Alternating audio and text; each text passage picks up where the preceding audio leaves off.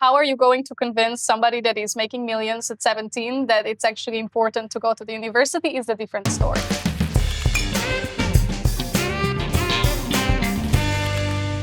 Hey, Shafina? Yeah, Clara? Yes. Hello. Hi, nice to meet you. Come, let's go for a drink. Yeah, let's. Tell me more about yourself. Where are you from and what brought you to sunny Singapore? Yeah, well, it's not always so sunny, but originally I'm actually from Slovenia. And what brought me to Singapore? Well, I'm currently doing my MBA at NT. That's long story short. Why did you decide to pursue masters in Singapore? Yeah, to be honest, it wasn't as much about pursuing the masters. It was more to get me to Singapore. I love this place so much, really. It's been a dream of mine to move here.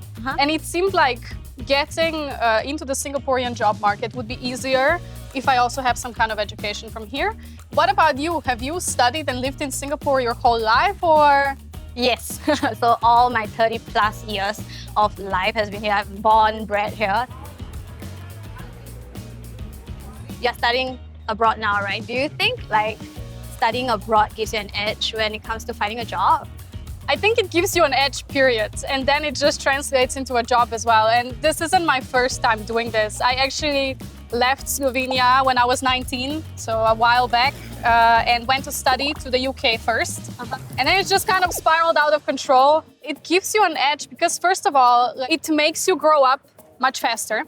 And it also shows a lot of skills such as resilience, being open to new experiences, just figuring out how to, because at every point you have to start completely from scratch, right? It shows that you're resourceful.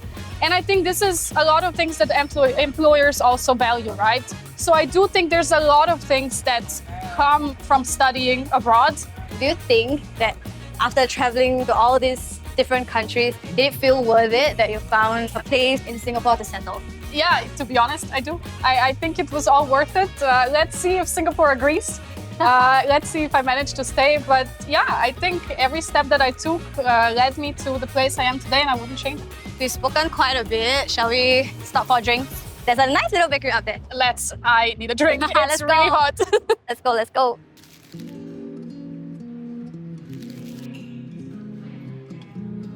Are you still waiting for your drink? No, I actually didn't order any. It's a special month. It's a holy month of Ramadan, where Muslims all over the world observe abstinence from food, from drink. And it's also a month of reflection. Yeah, so I was just thinking, right, you were sharing about your masters and doing all this studying overseas. Do you think having a degree is important in securing a good job? I think it, first of all, depends on the job you want to secure. Then according to that, it depends whether you do need a degree or not. In my opinion, having a degree is still very important. Not only because it gives you the skills to do a job, but also it gives you, social skills. It trains you how to develop certain skills that you can then just, put onto the job in practice. So I think it's important, but at the same time, I still am a millennial. And it's interesting to see how it's going to change going forward, because now we have all of those different roles and new roles that we haven't really thought of when we were little. So it's content creators, YouTubers, and it's interesting to think about how you are going to convince somebody who's right now 17-year-old and already is making a lot of money by just posting stuff on social media and actually already earning better than your regular corporate employee. Yeah. So how are you convincing those people that the degree is important? This is something that I will figure out when I have my own kids. For now, I do think that the degree is important. And for me specifically, it did, all of my studies took me to the place that I am now. And I think I'm on the same page as well. The reality is that it does give you an advantage. When you are applying for jobs, you read these job descriptions on LinkedIn or even job portals, right? When you get past the who they are looking for, what they are looking for, why they are looking for you get to that qualification part. And almost always the first bullet point is a good degree, right? A relevant degree.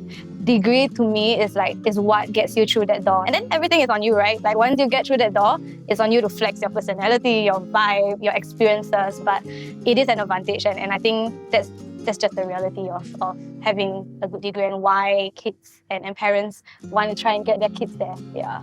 Yeah, I think until employers themselves change their view on what is needed, the degrees will be important. Yes. And when we see a change there, then maybe there's going to be a different conversation. Yes. Okay, there's a nice local coffee shop that I wanted to bring you to. Shall we? Yeah, let's go. Okay. Thank you. So I don't want to sound stalkerish, but I've seen your TikTok. How's the job hunt been, and do you think social media has helped in any way? Yeah, again, an interesting topic, to be honest. I started TikTok mostly because of work. I wanted to see what it's all about. I'm in fashion marketing, so it made sense for me to understand who I'm marketing to and what I have to do. And yeah, now actually what I'm doing here in Singapore, I wanted to do like an angle of an expat in Singapore. But right now I am going through a job hunting process, and I decided to start posting that. So I'm documenting my job hunting process in a kind of like an episode manner. Will it impact, or does it impact? Yeah, actually for sure. I got one interview off my TikToks. I got invited to a couple of conferences. I got a lot of people just, messaging me with their struggles and just telling me that they're all in the same boat. And I do think and hope actually that going forward we do see more people going there to job hunt, to maybe send virtual applications, because we all have individual personalities that we have to showcase.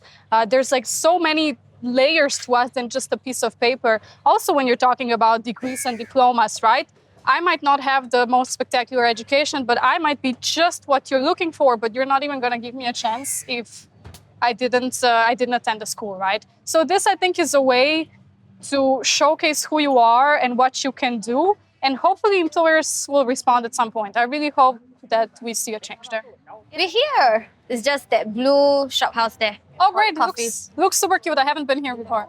Nice. You sit there? Let's go. All right.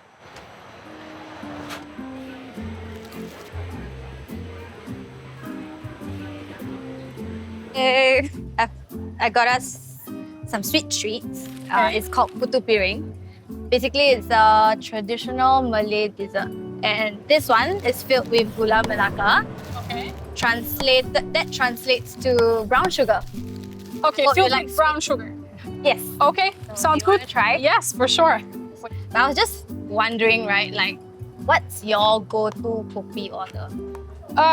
So, to be completely honest, I'm not that big on coffee, although Slovenia is. So I come from a culture that is big on coffee, but I'm the outlier. I'm more of a tea person. But I do know that you guys have a very complex ordering system when it comes to your coffee. My family came to visit me, and my mom is an avid coffee drinker.